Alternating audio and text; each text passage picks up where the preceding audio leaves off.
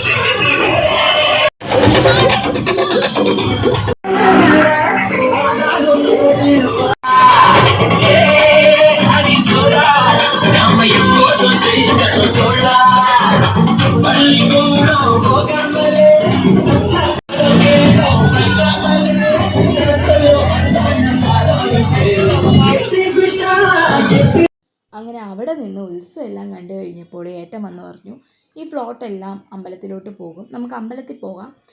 അപ്പം അവിടെ അമ്പലക്കുളത്തിൽ ലൈറ്റ് ഇട്ടിട്ടുണ്ട്, അപ്പോൾ അതൊക്കെ കണ്ടിട്ട് നമുക്ക് പതുക്കെ വീട്ടിലോട്ട് പോകാമെന്ന്.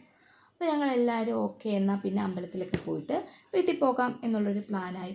അങ്ങനെ നമ്മൾ അമ്പലത്തിലോട്ട് നടന്നു. അപ്പോൾ ഈ നമ്മൾ പോകുന്ന വഴിക്ക് തന്നെ ഫ്ലോട്ടും എല്ലാം പോകുന്നുണ്ട്. അങ്ങനെ ഞങ്ങൾ കുറുക്കുവഴിയൊക്കെ കയറി അമ്പലത്തിൻ്റെ അടുത്തുള്ള വഴിയിലെത്തി.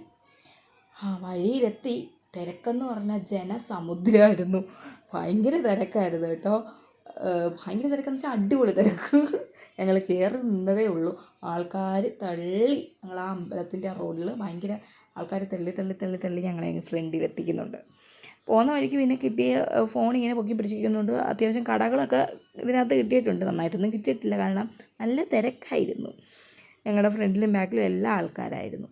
അങ്ങനെ ഒടുവിൽ ഞങ്ങൾ അമ്പലത്തിൻ്റെ അടുത്തെത്തി.